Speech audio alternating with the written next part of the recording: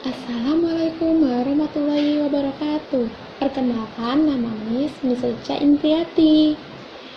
Bisa dipanggil Miss Rica. Oke, sekarang kita akan membaca dongeng. Dongeng sekarang ini berjudul Si Nguah Si Pemberani. Yuk, kita baca dongengnya.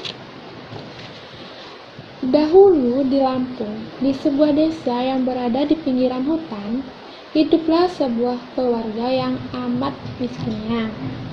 Keluarga ini memiliki anak perempuan yang cantik dan rupawan. Anak perempuan keluarga itu ada 7 orang. 7 bersaudara itu tinggal bersama orang tuanya di sebuah rumah yang jauh dari kata hunian yang megah. Meskipun begitu, rumah mereka yang kecil berada di pinggiran hutan di sisi pergunungan bukit barisan yang mempesona. Hutan yang hijau, udara yang segar, rumah yang kecil asri membuat siapapun akan merasa betah tinggal di sana. Ketujuh gadis tersebut rajin dan gemar bertanam. Rumah mereka yang kecil dihiasi oleh berbagai tanaman bunga yang sengaja ditanam untuk mempercantik rumah mereka. Bougainville berwarna putih dan ungu, membuat sudut-sudut rumah mereka terasa sangat indah.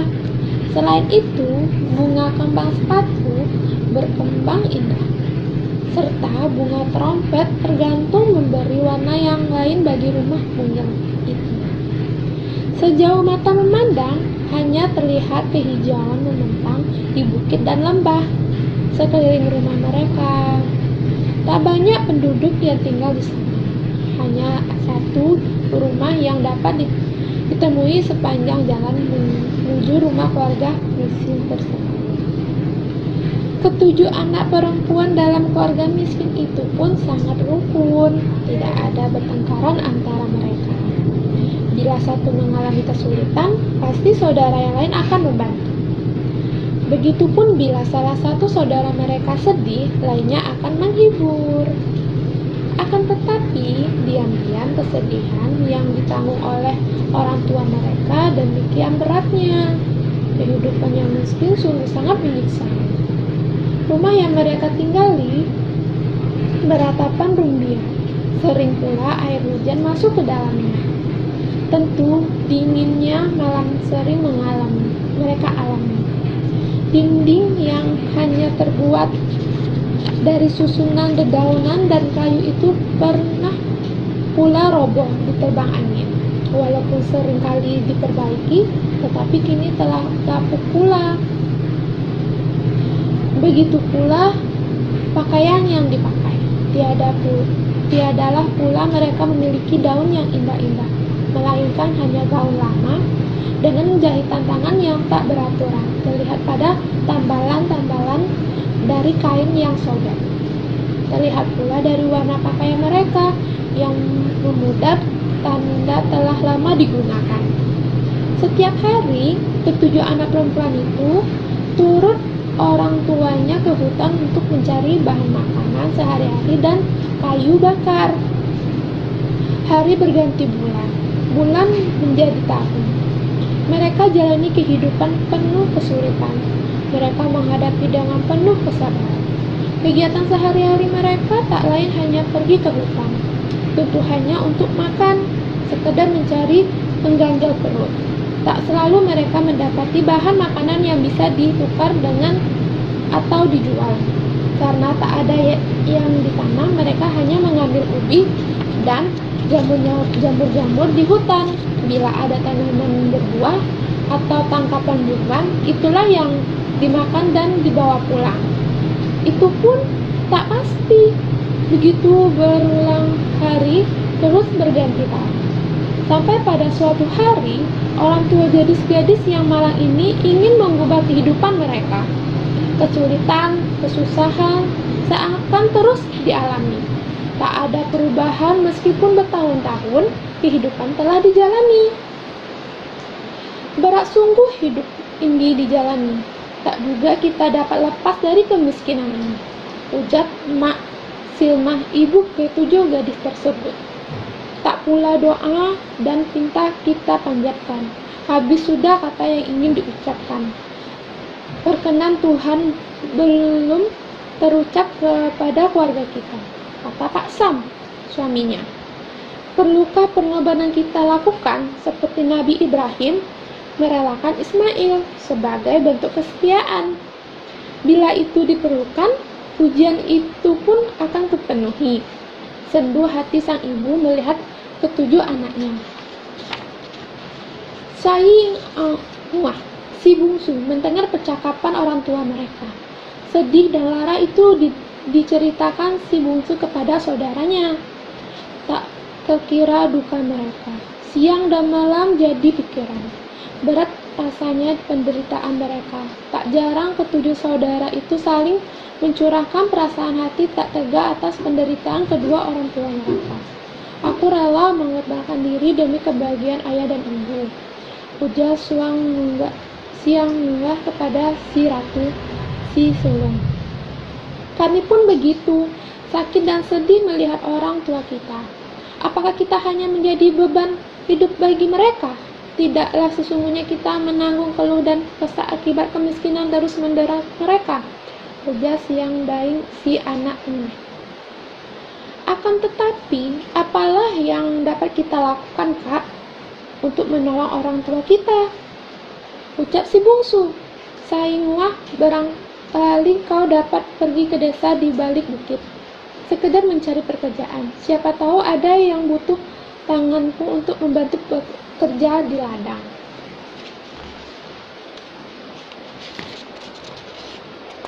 Ya, kalau Wah hendak pergi ke desa, aku juga mau ikut, Kak. Semakin banyak orang, semakin banyak tenaga. Hasil yang kita dapati tentu lebih banyak. Dengan begitu kita dapat meringankan beban ayah dan ibu, ujar Daing berapi-api. Saudaranya yang lain pula mengangguk-angguk tanda setuju.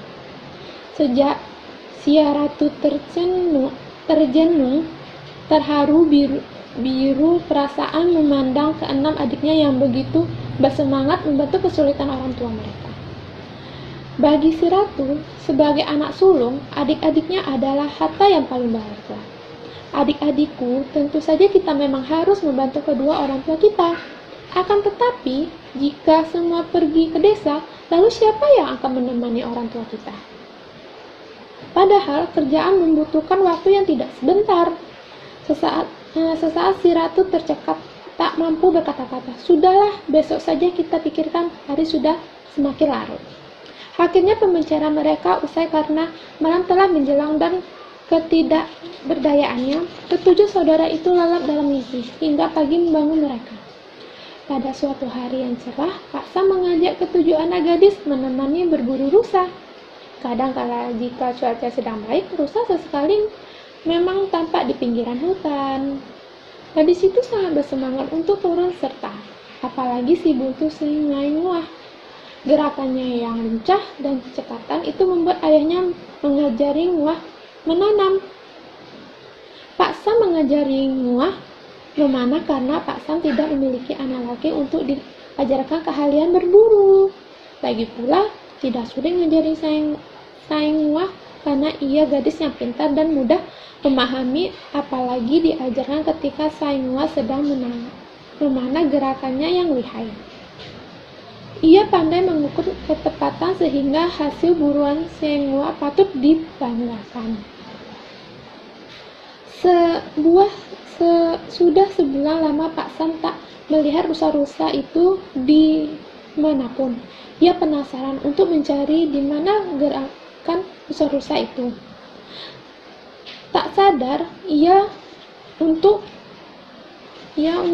pergi berburu rusa. Setelah mempersiapkan segala sesuatu, mereka pun berangkat ke dalam hutan dengan pembekalan seadanya. Di dalam perjalanan, mereka bertemu rusa tidak jauh dari pemandangan mereka. Rusa itu sedang minum dari aliran sungai di sepanjang hutan. Rusa yang kehausan itu tampak asik memuaskan dahaganya. Pak Sam mengendap-endap dari kejauhan, bersiap memanah rusa untuk dibawa pulang. Hatinya sangat senang melihat buruan tampak kurang waspada. Ia jalan berendap-endap agar sedikit mungkin menimbulkan suara. Hening, tiba-tiba keheningan tersebut dipecahkan oleh bunyi siamang menjerit. Dari kejauhan rusa itu mendongkak dan terpandang olehnya. Pak Sam siap memanah dengan busur terentang.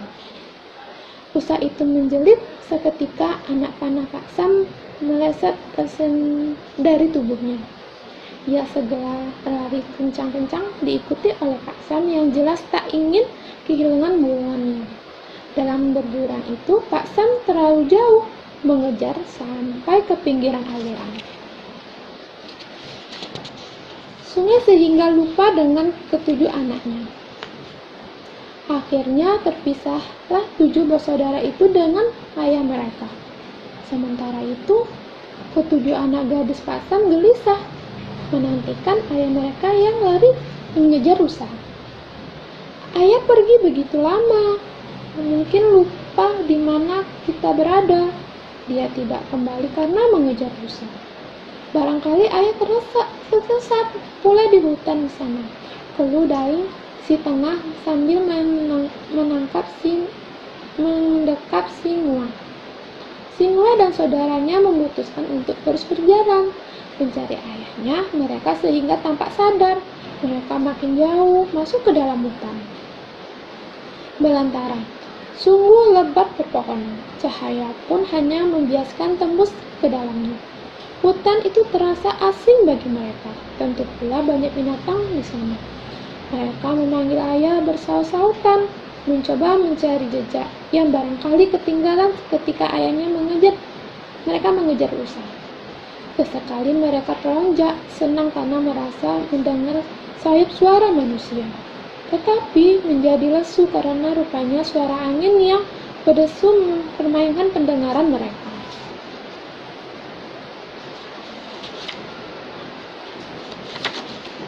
Mereka berpandang-pandangan, lalu memutuskan untuk masuk ke dalam hutan. Lebih dalam, siapa tahu keberuntungan berpihak pada mereka, dan mereka dapat bertemu dengan ayah mereka kembali.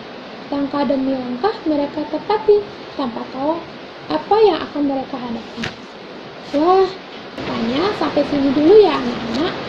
Besok kita lanjutin lagi cerita selanjutnya. Oke, dadah. Assalamualaikum warahmatullahi wabarakatuh.